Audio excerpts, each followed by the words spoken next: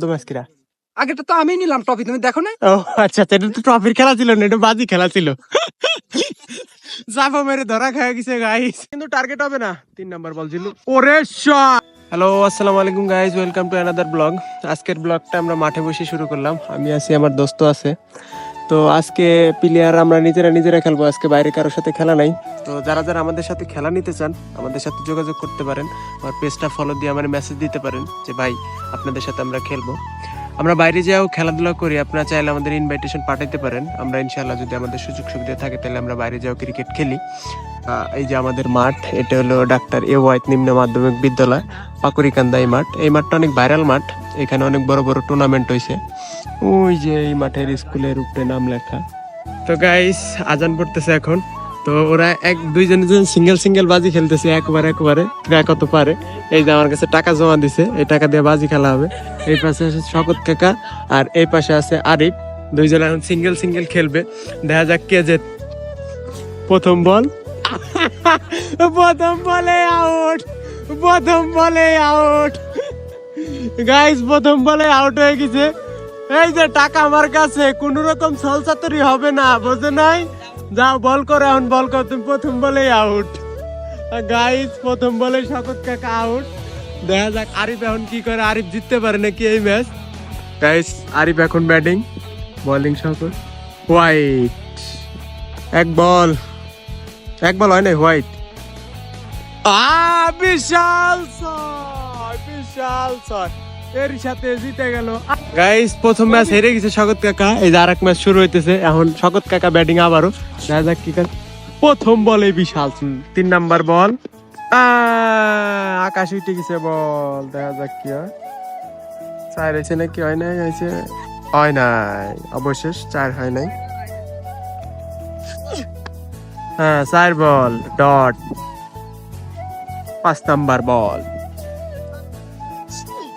ওরে shot 4 guys. একবারে 14 run করছে, 15 রান টার্গেট। এই যে ব্যাটিং হিসেবে আছে এখন আরিফ, বোলিং শকত কাকা।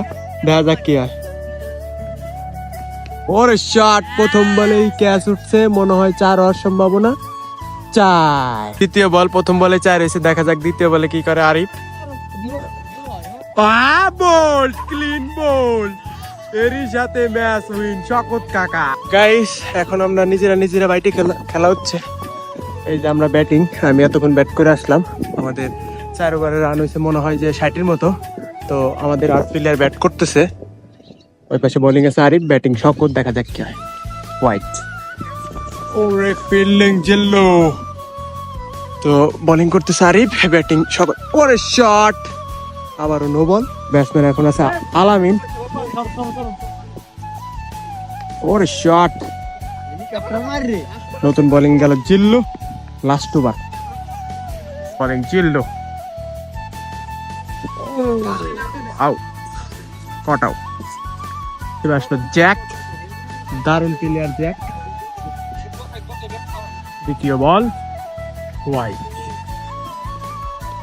এবারে 20 রান নেওয়া লাগবে, নাহলে কিন্তু টার্গেট হবে না। 3 নাম্বার বল জিল্লু, ওরে শট 4। গুড শট ভালো করার নতুন ব্যাটসম্যান শওকত কাকা।